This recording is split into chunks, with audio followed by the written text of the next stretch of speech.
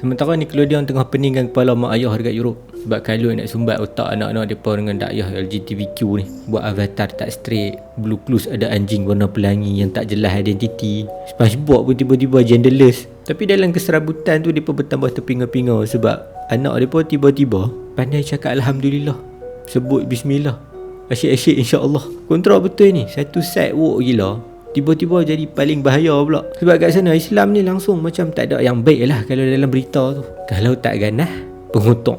Tapi anak-anak mereka ni duk serap barang-barang yang sangat Islamik, barang yang tak diajak di sekolah. Kalau ada anak buah kita kat sini duk menyanyi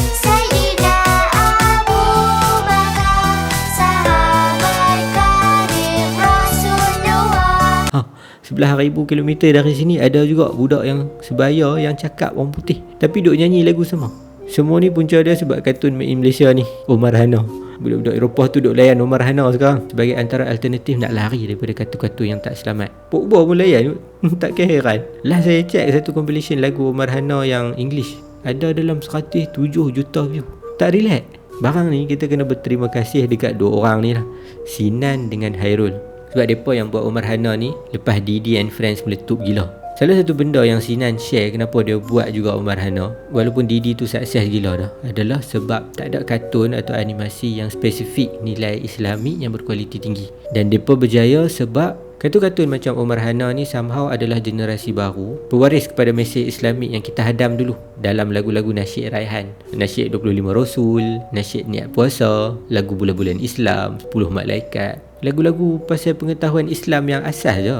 Tapi serba sikit ada kesan dan bentuk apa fahaman kita yang sekarang. So sama juga walaupun Omar Hana kartun je dan lagu-lagu simple pasal kena sebut Bismillah, kena sayang mak ayah, bagi salam kat Ustaz Musa. Bila dia melekat kat kepala budak-budak, dia boleh ubah dan jadi penentu bentuk macam mana generasi depan lepas kita-kita yang tua ni dah lepak underground lah. Tambah bila budak-budak Eropah yang konsum, dia mungkin boleh merubah apa pandangan dunia dekat Islam pasca 2001 dengan drastik. Yang latest Sinan tu platform baru dia Durio dah penetrate market Timur Tengah. So besar sebenarnya apa dua orang ni buat. Cuma yang paling saya fancy dari cerita pengaruh Omar Hana ni, macam mana selama ni kita meratip je bila barang-barang kartun luar macam Pokemon masuk, jangan sebut Pokemon tu maksud dia aku Yahudi, Pikachu maksud dia aku sayang Yahudi. Tapi waktu tu kita ada fahaman linear yang kita kena sekat atau jangan tengok. Kita tak pernah bagi atau mencipta alternatif. So terbangunnya mula dengan Upin Ipin, Didi and Friends, Omar Hana, Ejen Ali, Awang Kenet, Bobo Boy dan macam-macam lagi sebelum dan selepas tu